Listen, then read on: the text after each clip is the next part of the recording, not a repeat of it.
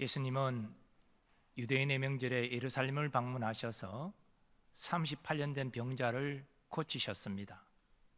1년, 2년도 아니고 38년 동안 병으로 고통받던 사람이 나았으니 얼마나 감사한 일입니까? 근데 오늘 본문을 보면 유대인들은 그 병 나은 사람을 축하한 것이 아니냐 오히려 질책합니다. 안식일인데 네가 자리를 들고 가는 것이 옳지 아니하니라.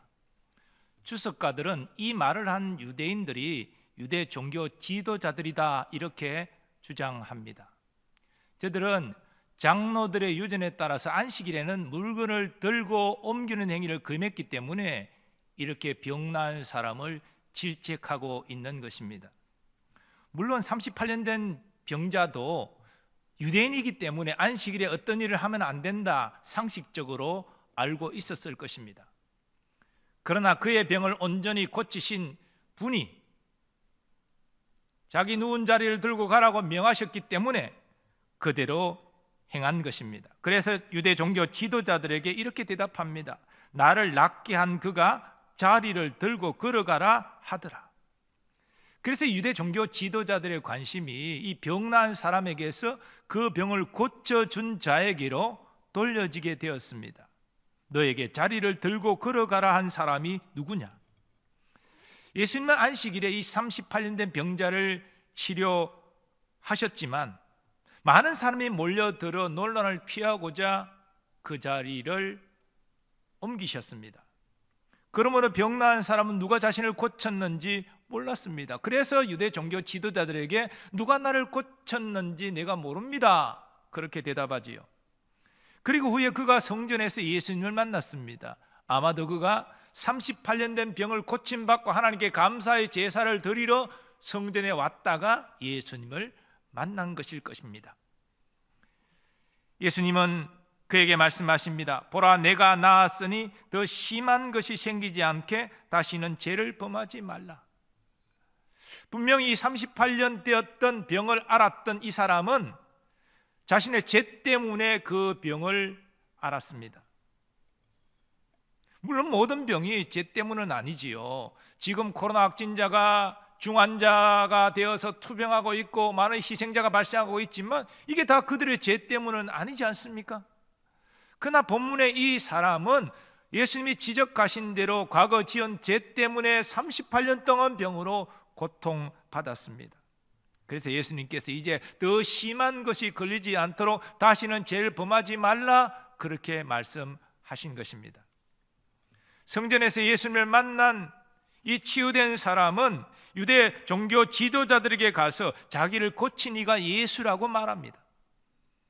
과거 6월절에 예수님께서 예루살렘을 방문하셔서 성전을 정결케 하시고 또 표적도 행하셨기 때문에 유대 종교 지도자들의 다수가 예수라는 이름을 알고 있었을 것입니다. 그런데 그 예수가 안식일에 해서는 안 될 치료 행위를 했다. 그래서 예수님을 미워하고 박해하게 되었습니다. 하지만 예수님은 당당히 저들에게 나타나 말씀하십니다. 내 아버지께서 이제까지 일하시니 나도 일한다. 유대 종교 지도자들은 예수님의 이 말로 인해서 더욱 예수님을 죽이고자 했습니다. 예수가 안식일을 범할 뿐 아니라 하나님과 자신을 동등한 존재로 말했기 때문입니다. 오늘은 한 해를 마무리하는 송년주일입니다. 돌아보면 이 코로나 엄중한 이 시기 가운데 하나님께서 우리의 가정과 그리고 우리의 교회를 여기까지 지키시고 보호하시고 인도하신 것 우리는 참 감사함으로 이 시간 예배를 드립니다. 저는 오늘 본문을 중심으로 예수님께서 우리에게 말씀하시는 무엇이 가장 중요하고 우선시해야 될 것이냐 이 말씀을 우리의 신앙생활에 적용해서 우리 신앙생활에 무엇이 가장 중요하고 우선되는지를 여러분에게 말씀드리고자 합니다. 예수님은 한 율법사가 예수님을 시험하여 모든 계명 중에 어느 계명이 가장 큽니까? 라고 질문했을 때 이렇게 답변하셨습니다. 내 마음을 다하고 목숨을 다하고 뜻을 다하여 주 너희 하나님을 사랑하라 하셨으니 이것이 크고 첫째 되는 계명이요 둘째도 그와 같으니 내 이웃을 내 자신같이 사랑하라 하셨으니 이 두 계명이 온 율법과 선지자의 강령이니라. 이 예수님의 말씀에서 확인할 수 있는 것처럼 우리의 신앙생활에 있어서 가장 중요하고 우선시 되어야 될 것은 하나님을 사랑하는 것입니다. 우리가 오늘 예배하는 것도 하나님을 사랑함으로 예배하는 것입니다. 우리의 찬양도, 우리의 기도도, 우리의 모든 섬김도 하나님을 사랑함으로 감당하는 것이 마땅합니다. 만약 그 사랑이 빠져 있다면 하나님은 우리의 예배, 우리의 찬양, 우리의 기도, 우리의 섬김 기뻐받지 아니하십니다. 하나님을 사랑하는 것만큼 더 중요한 것은 없습니다. 그리고 또 예수님은 하나님을 사랑하는 것과 동등하게 중요한 것이 있는데 그것은 이웃을 사랑하는 것이다 라고 말씀하셨습니다. 특별히 이웃을 사랑하는 정도를 네가 네 자신을 사랑하는 것만큼 사랑하라, 그렇게 지침까지 정확하게 주셨습니다. 그렇다면 우리가 사랑해야 될 이웃은 누구입니까? 예수님께 가장 큰 계명을 질문했던 율법교사도 동일한 질문을 예수님께 했습니다. 그래서 예수님께서 그에 대한 대답으로 선한 사마리아인의 비유를 드셨습니다. 유대인이 강도를 만나 옷이 다 벗겨지고 맞아서 피투성이가 되어 쓰러져 있습니다. 이 강도 만난 유대인에게 누가 이웃이 되었습니까? 자비를 베푼 사마리아 사람이었습니다. 그런데 예수님의 이 가르침은 사실 유대인의 정서에 완전히 반하는 것입니다.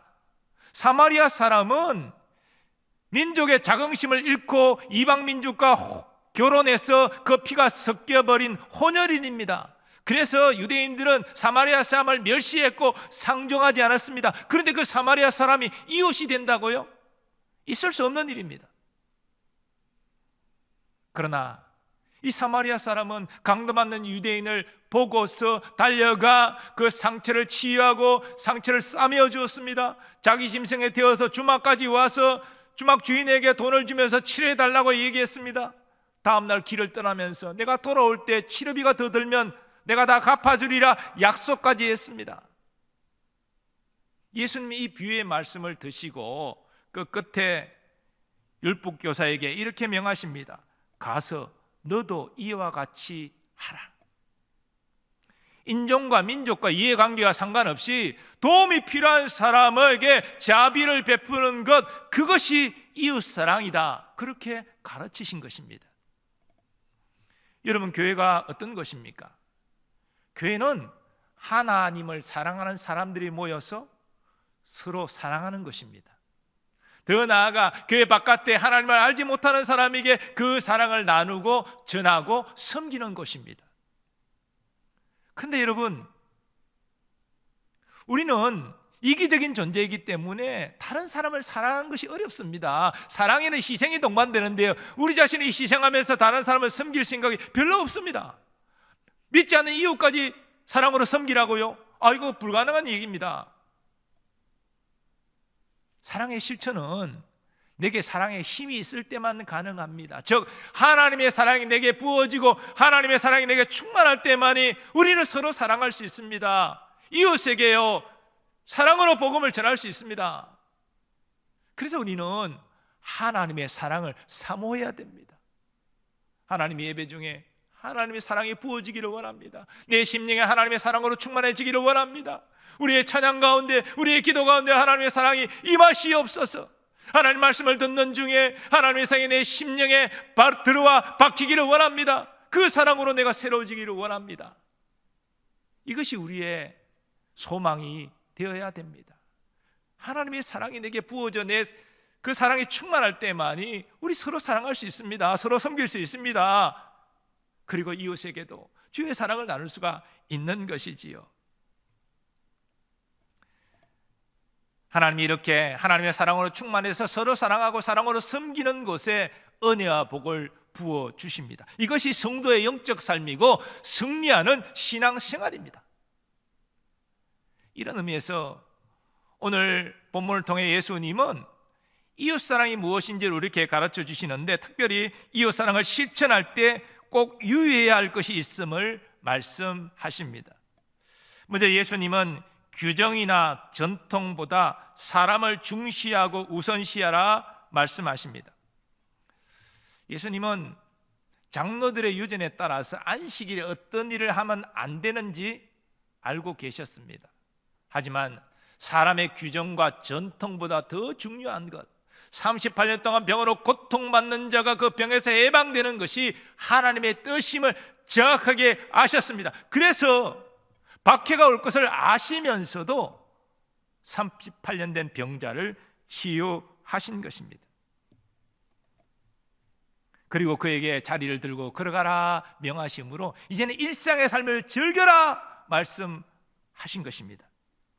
그러나 유대 종교 지도자들은 생명이 경각에 달린 것도 아닌데 왜 안식일 규정을 어기면서 그를 치료했느냐?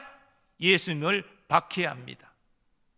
38년 된 병에서 해방된 그에게 왜 안식일에 금지된 너의 자리를 들고 옮기는 노동행위를 하느냐? 그렇게 질책했습니다. 저들은 38년 동안 고통받은 자가 그 병에서 해방된 것에 주목한 것이 아니라 사람의 규정과 전통에 집중했습니다. 안식일 규정과 전통을 중시하는 바리새인들은 예수님의 제자들이 너무나 굶주려서 배고파 밀밭에서 밀 이삭을 잘라 먹은 것도 비난했습니다. 이에 예수님은 저들에게 말씀하십니다. 다윗이 자기와 그 함께한 자들이 시장할 때 한 일을 잊지 못하였느냐? 그가 하나님의 전에 들어가서 제사장 외에는 자기나 그 함께한 자들이 먹어서는 안 되는 진설병을 먹지 아니하였느냐? 다윗은 사울왕의 질투를 받아서 도망자의 신세가 되었습니다. 아무것도 없이 맨몸으로 도망 나왔습니다. 그러다 보니 며칠을 먹지 못합니다. 그래서 제사장을 찾아가서 제사장이 먹는 진설병을 먹을 수 있습니까? 요구할 때 제사장이 그 진설병을 다윗에게 주어 먹게 했습니다. 이건 율법 규정에는 반하는 일이지만 굶주린 자를 위하여 제사장이 자신의 떡을 떼어주는 것은 하나님이 허락하신 것이지요. 바로 하나님의 자비입니다. 예수님은 안식일이 사람을 위하여 있는 것이지 사람이 안식일을 위하여 있는 것이 아니라고 말씀하셨습니다. 이 말씀은 교회 규정이나 전통이 사람을 위하여 있는 것이지 사람이 그 교회의 규정과 전통을 위하여 존재하는 것이 아님을 말씀하시는 것입니다. 그러므로 교회가 무슨 판단과 결정을 할 때 너무 규정과 전통을 문자적으로 집착해서는 안 됩니다. 사람을 위하여, 성도를 위하여 교회 규정과 전통이 존재하는 겁니다. 그러므로 성도에게 유익이 될 수 있도록 그 규정과 전통을 잘 해석해서 적용하는 것이 중요한 것입니다. 그리고 오랜 우리의 규정과 전통이 과거에는 유익했지만 지금 성도를 힘들게 하고 어렵게 하는 요소가 있다면 기억하는 것도 필요합니다. 교회의 머리 되신 예수님은 우리 교회가 규정과 전통을 문자적으로 집착하지 않기를 원하십니다. 더 나아가 그 규정과 전통이 우리 성도를 힘들게 하는 것이 아니라 오히려 이롭게 하고 유익을 주는 그런 교회가 되기를 원하시는 줄 믿습니다. 두 번째로 예수님은 일보다 사람을 중시하고 우선시하라 말씀하십니다. 율법을 해석하여 장로들이 가르친 그 가르침을 모은 미시나에는 안식일에 금지된 39가지가 있음을 말하고 있습니다. 몇 가지 예를 들면 밭갈이, 파종, 수확, 안식일이 안 됩니다.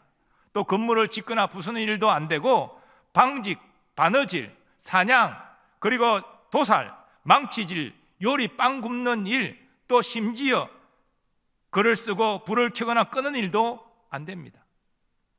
그래서 아주 정통 유대인들은 안식일에는요 전기 스위치를 올리지도 않고 레인지에 불을 붙이지도 않고 또 냉장고 문도 안 열고 심지어 엘리베이터 버튼도 누르지 않는다고 합니다.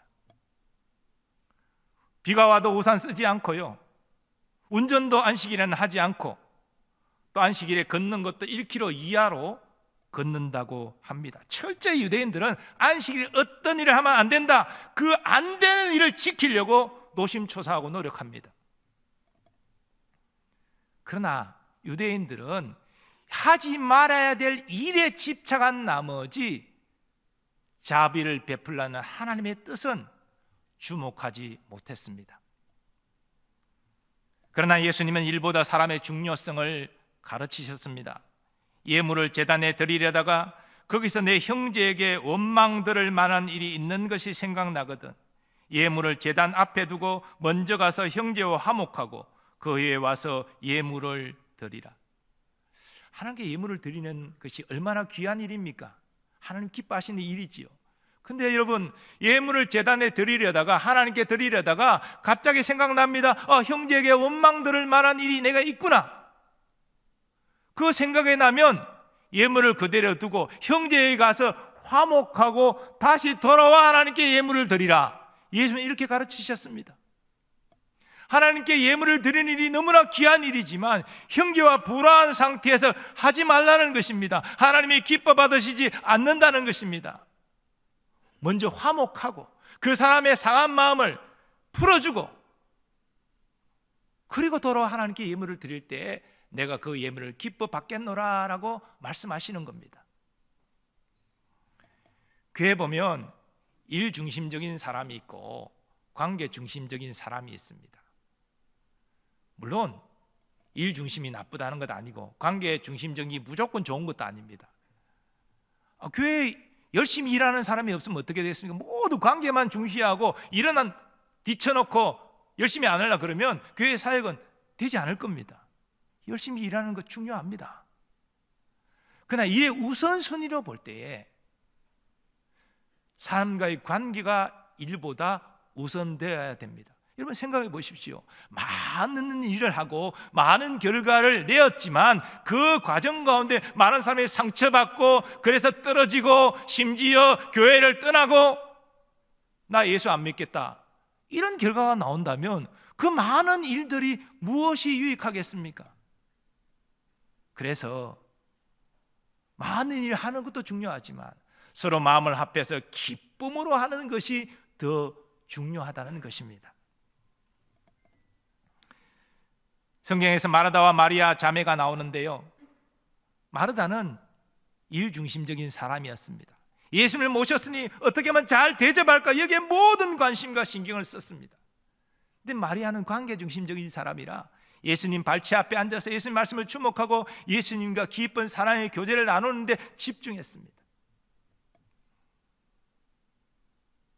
예수님은 마리아가 좋은 편을 택했다고 칭찬하셨습니다. 우리 교회도 선화목 후 사업이라는 아름다운 전통이 있습니다. 우리 원로 목사님 때부터 우리가 어떤 사업을 하기 전에 먼저 마음을 하나 되게 하는 것이 중요하다. 그래서 모든 당회원들이 반대 없이 다 하나 될 때까지 결정을 미루고 또 한 달 더 기도하고 그렇게 해서 일을 진행해 왔습니다. 저도 이 귀한 전통을 깨닫고 나서 가급적 우리 당회원들이 다 반대 없이 한 마음이 될 때까지 기다립니다. 저도 정말 하고 싶은 사역이 있지만 한 분이라도 반대하면 한 달 더 기도하고 또 한 달 더 기도하고 기다려서 다 반대 없이 다 이해가 되고 받아들여질 때에 비로소 그 일을 감당할 때 적극적인 장로님들의 협력이 있고 또 기쁨으로 그 일이 진행될 수 있다는 것을 알고 그렇게 사역하고 있습니다. 이 아름다운 전통이 우리의 모든 부서에서도 이어지기를 소원합니다. 예수님은 우리에게 일을 많이 하는 것보다 화목함으로 서로에게 유익이 되는 것이 중요하다 말씀하십니다. 일보다 사람을 중시하고 우선시하는 것이 하나님이 기뻐하시는 이웃 사랑입니다.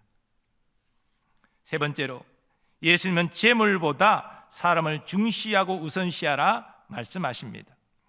예수님은 38년 된 병자를 고쳐주셨지만 어떤 대가도 요구하지 않으셨습니다. 상식적으로 38년 된 병을 고쳤으면 뭔가 대가를 바랄 법도 하잖아요. 근데 예수님이 사람이 몰려들자 그 자리 피하셨습니다. 다시 그 사람을 만났을 때에도 어떤 대가도 요구하지 않으셨습니다. 그저 네가 더 심한 것이 생기지 않도록 다시는 죄를 범하지 말라, 그렇게 말씀하셨을 뿐입니다. 즉 예수님은 재물이 아니라, 사람들의 인정과 칭찬이 아니라 그 고통받는 사람 그 자체를 중시하셨고 그를 치료하는 것으로 만족하셨습니다. 그러나 어리석은 사람은 사람보다 재물을 중시하고 우선시합니다. 한 여자가 매우 귀한 향유 옥합을 깨뜨려 예수님 머리에 부을 때에 이걸 바라보던 제자들이 그런 어리석은 자들이었습니다. 제자들이 보고 분개하여 이르되 무슨 의도로 이것을 허비하느냐, 이것을 비싼 값에 팔아 가난한 자들에게 줄 수 있었겠도다 하거늘. 그러나 예수님의 반응은 제자들과 달랐습니다. 너희가 어찌하여 이 여자를 괴롭게 하느냐, 그가 내게 좋은 일을 하였느니라. 가난한 자들은 항상 너희와 함께 있거니와 나는 항상 함께 있지 아니하리라. 이 여자가 내 몸에 이 향유를 부은 것은 내 장례를 위하여 함이니라. 제자들이 주목한 것은 예수님 머리에 부어져 허비되는 값비싼 향유였습니다. 근데 예수님이 주목한 것은 그 비싼 향유를 아낌없이 예수님 머리에 부어 넣을 수 있었던 여자의 마음이었습니다. 또 예수님께서 한 가지 비유를 통해서 무엇을 중시하는 것이 중요한가 가르치셨는데, 둘째 아들이 아버지께 자기 몫의 유산을 요구하고 그 유산을 받아 먼 나라로 떠나는 말씀을 하셨습니다. 여기 둘째 아들은 아버지보다, 가족보다 재물을 더 중시한 어리석은 자였습니다. 반면에 아버지는 재산보다도 둘째 아들을 더 중시하고 우선시했습니다. 당시 유대 사회에서 아버지가 살아계신데 자기 몫의 유산을 요구하는 것은 불효막심한 일입니다. 있을 수 없는 일입니다. 그런데도 아버지는 둘째 아들의 요구를 선선히 다 수용해서 그 몫의 유산을 다 줍니다. 그리고 둘째 아들이 떠나고 난 다음에 편히 자지 못하고 매일 동네 입구에 서서 둘째 아들이 오기를 기다렸습니다. 사랑하는 여러분, 이 비유에서 말씀하시는 바가 무엇입니까? 재물을 아버지보다 우선시한 둘째 아들, 우리의 모습이 아닙니까? 그럼에도 불구하고 그 둘째 아들을 그리워하고 돌아오기를 오매불망 기다리는 아버지는 바로 우리를 사랑하시는 하나님이 아닙니까? 하나님은 허물과제로 죽어있던 우리를 사랑하셔서 독생자를 이 땅에 보내주시고 희생하셨습니다. 우리는 그 갚을 수 없는 큰 은혜와 사랑을 입었습니다. 우리가 다 이것을 부정할 수 있습니까? 그런데 우리가 과연 하나님께 우선순위를 두고 살아갑니까? 오히려 이 세상에 영원할 수 없는 그 재물을 얻기 위하여 노심초사하고 거기에 우선순위를 둘 때가 많지 않습니까? 하나님께서 우리에게 이 믿음의 지체들을 서로 사랑하라 명령하셨지만 믿음의 지체를 서로 사랑하는 것보다는 나의 유익과 만족을 이루는 일에 우리가 더 집중하며 산 것이 사실이 아닙니까? 하나님께서 주의 복음을 땅끝까지 전하라고 명령하셨지만 그 일에 우리가 순종하기보다 이 땅에서 더 많이 벌고 누리는 일에 우리의 많은 관심과 에너지가 들어가지 않았습니까? 우리는 어리석은 둘째 아들과 같은 모습입니다. 그런데요, 이 어리석은 둘째 아들을 아버지는 포기하지 않았습니다. 기다렸습니다. 우리 하나님이 우리에게 그러시다는 것이죠. 그러므로 이제 우리는 헛된 길에서 멈추고 돌이켜야 되겠습니다. 먼저 하나님이 나를 얼마나 사랑하시는지를 다시 한번 깊이 생각하시고 그 하나님의 사랑에 감사하면서 하나님을 떠나 세상으로 나가는 우리의 헛된 발걸음을 멈추시기를 바랍니다. 언제나 회개하고 돌아올 기회가 있습니다. 하나님이 우리를 포기하지 않고 기다리시기 때문입니다. 세상의 것을 많이 가지고 누리는데 진정한 행복이 있습니까? 여러분, 진정한 평안을 누리셨습니까? 우리가 헛되다는 것을 잘 경험하지 않았습니까? 하나님께로 돌아와서 하나님을 생명 다해 사랑하고 하나님이 명하신 대로 이웃을 내 몸과 같이 사랑할 때 그게 진정한 만족과 진정한 평안과 진정한 행복이 주어지는 것입니다. 과거 큰 인기를 누렸던 상도라는 드라마가 있었습니다. 조선시대에 실제 일어난 일인데 최대의 거부이자 많은 상인들의 존경을 받는 거상 임상옥의 일대기를 그린 드라마입니다. 임상옥은 유명한 말을 남겼죠. 장사는 이문을 남기는 것이 아니라 사람을 남기는 것이다.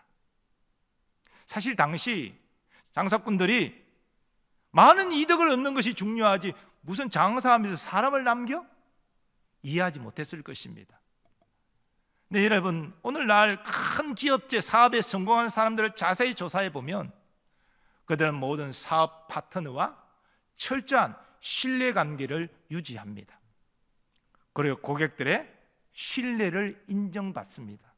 그것이 사업 성공의 비결입니다. 여러분, 한번 이득을 크게 얻기 위해서 고객의 신뢰를 잃어버리면 사업은 끝나는 것입니다. 결국 사람이, 그 고객들이 그 사업 성공의 기반인 것이지요.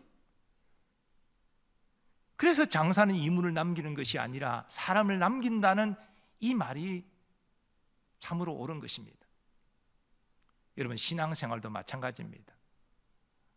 우리 항존직이 되고 사람들의 인정을 받고, 그러나 진정한 사람들의 존경과 인정을 받는 것은 직분 때문에, 그가 부자이기 때문에 그런 것이 아닙니다. 하나님의 사랑으로 충만해져서 하나님의 정말 생명 다해 사랑하고 주님의 말씀처럼 이웃을 내 몸과 같이 사랑할 때 비로소 사람들의 인정과 존경을 받게 되는 것입니다. 그리고 그에게 하나님의 은혜와 사랑이 부어지는 것입니다. 사랑하는 여러분, 한 해를 마무리하고 이제 우리는 새로운 한 해를 열어가는 시점에 서 있습니다. 오늘 예수님께서 본문의 말씀을 통해서 가르쳐 주신 이웃사랑의 원리, 예수님께서 몸소 몸을 보여주신 이웃사랑, 규정이나 전통보다 사람을 중시하고 우선시하시기 바랍니다. 많은 일을 감당하기보다 사람을 중시하고 우선시하시고, 재물보다 더 중요한 것이 사람이다. 우리 성도들 한 사람도 상하지 않고 나를 통하여 오히려 위로와 용기를 얻고 큰 기쁨을 누릴 수 있는, 그렇게 내가 축복의 통로로 쓰임받는 것이 진짜 행복이다 라는 사실을 깨닫고 누리는 여러분 되시기를 바랍니다. 그런 사람은 하나님께서 인정해 주십니다. 일생 하나님과 함께하며 하나님 주신 은혜와 사랑 가운데 진정한 영적 승리자의 삶을 살아가게 될 줄 믿습니다. 우리 모든 교우들이 그러한 은혜를 누리시기를 예수님의 이름으로 축원합니다. 다 일어나셔서 우리 결단 찬송 하나님께 올려드리겠습니다.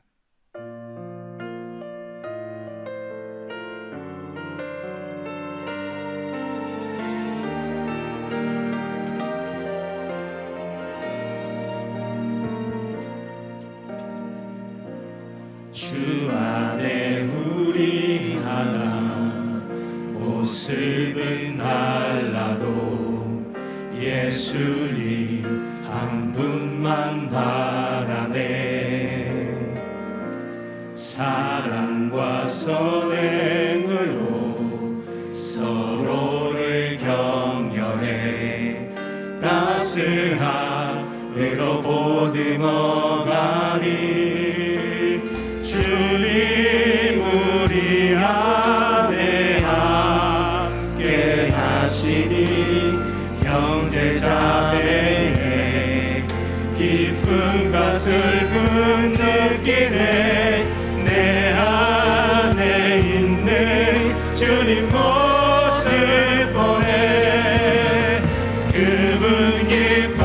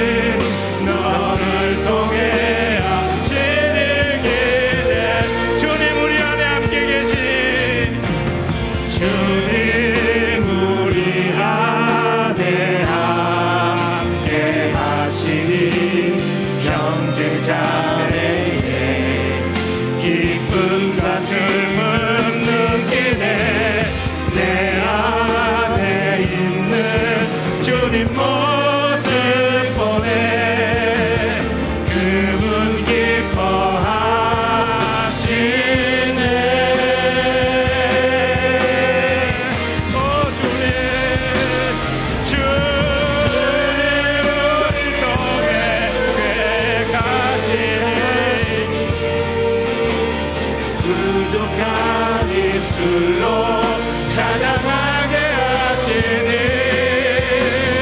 주님 우리 통해 계획하시니 너를 통해 하시는 기대해. 오늘 말씀 의지하여 함께 기도하기를 원합니다. 예수님이 가르쳐 주신 대로 하나님의 사랑으로 충만하기를 원합니다. 이 사랑으로 하나님을 생명 다해 사랑하고 이웃을 내 몸과 같이 사랑하기를 원합니다. 특별히 나간 지체들을 주님의 사랑을 섬길 수 있는 우리의 삶이 되게 해달라고 주여 한 번에 주가 합심하여 기도하겠습니다. 주여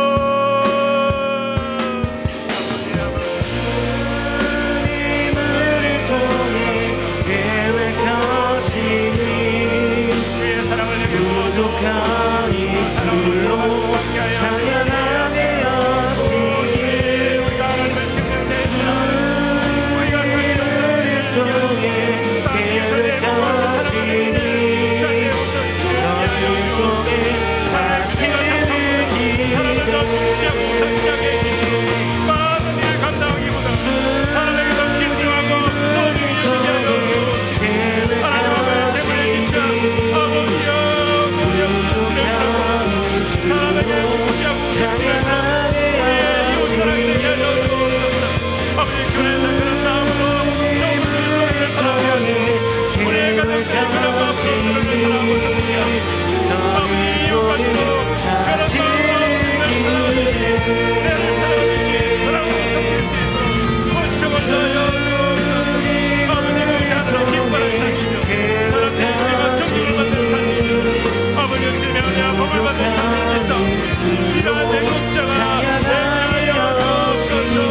사랑함으로 행복한 이지를 찾아가는 우리 모든 신도에서 주여 은혜를 베푸소서. 우리를 모시고 주님 역사하여 주시옵소서.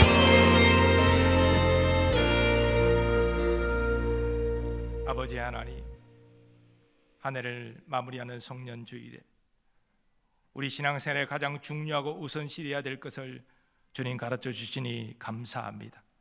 하나님의 사랑 우리를 충만케 하시고 우리 예배와 우리의 찬양과 우리의 모든 섬김 가운데 하나님을 사랑함으로 감당할 수 있게 하여 주옵소서. 또 주님께서 오늘 본문을 통하여 친히 가르치시고 본을 보이신 것처럼 이웃을 내 몸과 같이 사랑하는 우리가 되기를 원합니다. 규정과 전통보다 많은 일을 감당하기보다 재물보다 사람을 중시하고 우선시하고 소중히 여기는 우리가 되게 하여 주옵소서.